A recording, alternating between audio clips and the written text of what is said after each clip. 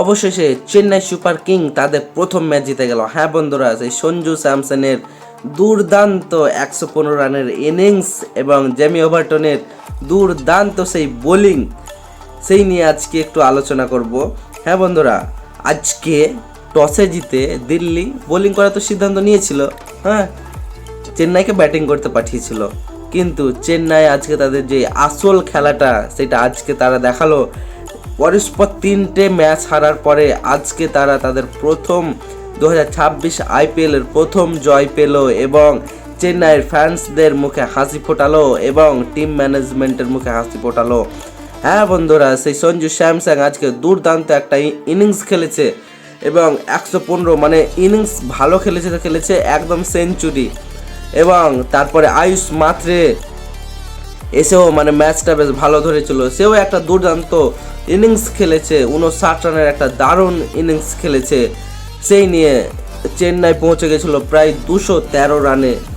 213 run chase করতে নেমে দিল্লি তারা হতাশা হয়। প্রথমে যদিও ভালো খেলছিল, প্রথম নিশাঙ্কা একটু ব্যাট বলে ভালো করতে পারছিল, কিন্তু সেই উইকেট পড়াতে তাদের দলের হালটা একটু অন্যরকম হয়ে যায়। যদিও ট্রিস্টান স্টাফ 60 রানের একটা দুর্দান্ত ইনিংস খেলেছে, তবুও শেষমেশ 23 রানে দিল্লিকে হারতে হয়েছে চেন্নাইয়ের কাছে। হ্যাঁ বন্ধুরা, 23 রানে 23 রানস করতে পারেনি এবং ডেভিড মিলার, ট্রিস্টান স্টাফ যতক্ষণ ছিল মানে ব্যাটে ছিল, একটা সময় মনে হচ্ছিল হয়তো চেস হয়ে যাবে, কিন্তু উইকেট পড়াতে, ডেভিড মিলারের উইকেট পড়াতে এবং শেষমেশ ট্রিস্টান স্টাফসের যেই উইকেট এবং জেমি ওভারটনের যেই দুর্দান্ত বোলিং, সে 4টা উইকেট পেয়েছে। এবং যদি man of the match Sanju Samson হয়েছে সেঞ্চুরি করার কারণে, এখানে যদি জেমি ওভারটনকে যদি ম্যান অফ দ্য ম্যাচটা দেওয়া যেত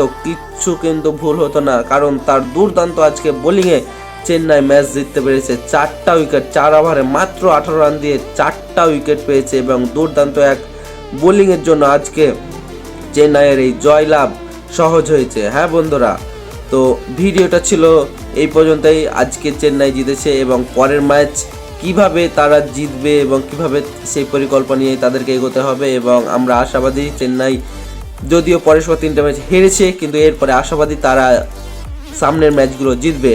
তো বন্ধুরা, আমি এই চ্যানেলে নতুন ভিডিও বানাই, তো তোমরা আমাকে একটু সাপোর্ট করো, একটা লাইক করো, একটা সাবস্ক্রাইব করো, এগুলো কিন্তু ফ্রি, এগুলোতে টাকা লাগে না। তো একটু সাপোর্ট করো, কারণ প্রথম ভিডিও বানাচ্ছি, হ্যাঁ, কিছু ভুলভ্রান্তিও হতে পারে, তবুও একটু সাপোর্ট করো, একটা ছোট্ট কমেন্ট করতে পারো এবং সাবস্ক্রাইব তো অবশ্যই করো। দেখা হচ্ছে নেক্সট ভিডিওতে।